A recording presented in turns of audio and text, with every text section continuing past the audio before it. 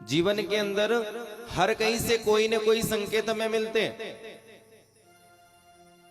जैसे social media पे true collar call होता है ना अपने सेल फोन पे, और किसी का कॉल आना होता है तो एकदम से मैसेज और नाम आ जाता है। आता है कि नहीं आता है? एंड्रॉइड फोन वालों के लिए ये। वैसे ही परमात्मा का जब हम जीवन उस बागडोर से हमारे उम्र की दर पर जैसे जैसे जैसे जैसे हम आगे बढ़ते रहते महाराज, हमें घंटियों के रूप में बताते रहते हैं।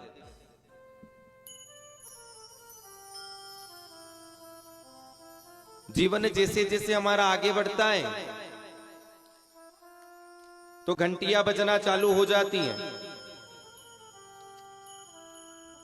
सबसे पहली घंटी आती है साहब बाल सफेद होना। बहाना बना लेते हैं कभी कभी तो, अरे आजकल तो होता है तेल खराब रहता है, क्या हो गया बाल सफेद हो गए। तो उसको संकेत समझो कि वो परमात्मा की इस जो मृत्यु लोक में हमें भेजा है, उस भेजने का ये संकेत है कि बेटा तू वहां जाके भूल तो सब गया है, मौज मस्ती कर रहा है, घूम फिर रहे हो, नए नए कपड़े पहन रहे हो, पार्लर जा रहे हो, मेकअप कर रहे हो, लेकिन बाल सफेद हो रहे, कब तक मेहंदी लगा लगा के काम चलाओगे? एक बार घंटी बज गई, नहीं सुना साहब, फिर धीरे धीरे धीरे धीरे धुंधलापन आ जाता है, आंखों में कम दिखने लग जाता है, चक्कर आ जाते तो बोलने लग जाते अरे कमजोरी है। ये दूसरी घंटी है।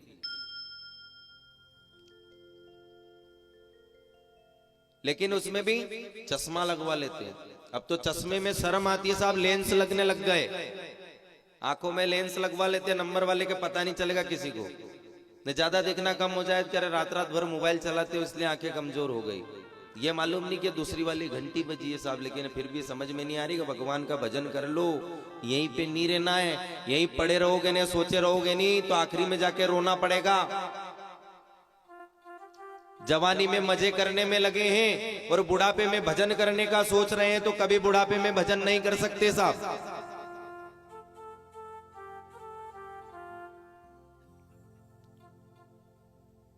ये जैसे जैसे जवानी ढल रही है ना, बचपन भी ढल गया, जवानी में आ गए, जवानी भी ऐसे ढल जाएगी। बुढ़ापे में जब हाथ में डंडा लेकर के चलोगे ना, तब पछतावा होगा कि बहुत अच्छा समय था लेकिन समझ नहीं पाए।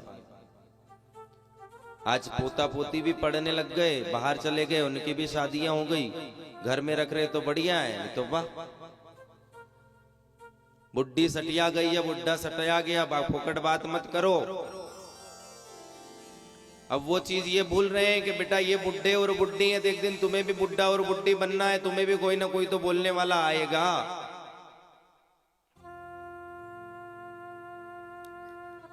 तीसरी घंटी बजती है साहब दांत की।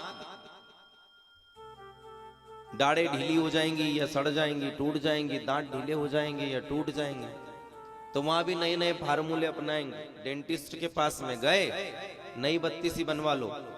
परमात्मा के घर की तो और थोड़ी बहुत टेढ़ी मेढ़ी आई थी, डेंटिस्ट के यहां से तो पूरी एकदम सीधी सट आएगी, सब बराबर दांत। तीसरी घंटी को भी मात दे दी। मतलब कहीं ना कहीं देखा जाए तो परमात्मा भी वो अपने मजे ले रहा है और हम उनके मजे लेने पे लगे हैं। वो संकेत दे रहे हैं। 3 बार तो घंटियां बजा दी, एक बार बाल सफेद कर दिए, बेटा आप भजन कर ले रही, तेरे को जाना है तो यहां नहीं रह रहा, ये कोई तेरा घर परिवार हरिवार कोई भी काम में नहीं आएगा, जाना तेरे को ही है। दूसरे में आंखों में धुंधलापन दे दिया, चश्मा लगवा लिया। तीसरे में दांत ढीले कर दिए। चौथे में कमर दर्द हो गई, तो उसमें भी आजकल के थेरेपी सेंटर खुले हुए हैं। एक्सरसाइज वर्कआउट कर करके जिम जाओ, योगा करो, अच्छी चीजें वहां पर भी हम मात दे रहे हैं। और फिर किसी न किसी बहाने से परमात्मा को देखता है कि बहुत तेरे को मौके दी बेटा, लेकिन तूने भजन का एक भी कार्य अपने हाथ में नहीं लिया और ना ही तू समझ पाया। तो बार बार मैं भी कब तक घंटी बजाऊं, तेरे को शायद सुनाई नहीं दे रहा। तो फिर डायरेक्ट परमात्मा घंटा बजाता है। घंटा कैसा बजाता है? बीमारियों के द्वारा। हार्ट अटैक आ गया, कैंसर हो गया, या डायरेक्ट निकल लिया ऊपर। बहुत अच्छा था, रात को तो मिल के गया मेरे से बेचारा, बोले कि 2-4 दिन बाद में कहीं घूमने चलेंगे, तो ये तो अकेला ही चले गया।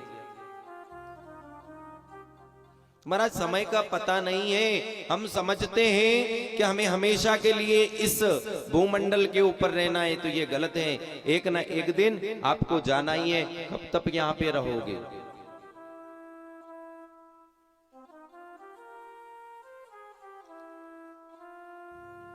यहाँ पे हम परमानेंट तो आए नहीं है, ये सब क्वार्टर है, किराए के मकान है। किराए के मकान में रहते हैं ना हम, ऐसे ही किराए का मकान है सब।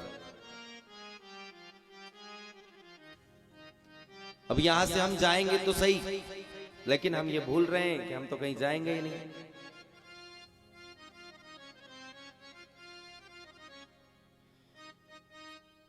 हे मन मुसा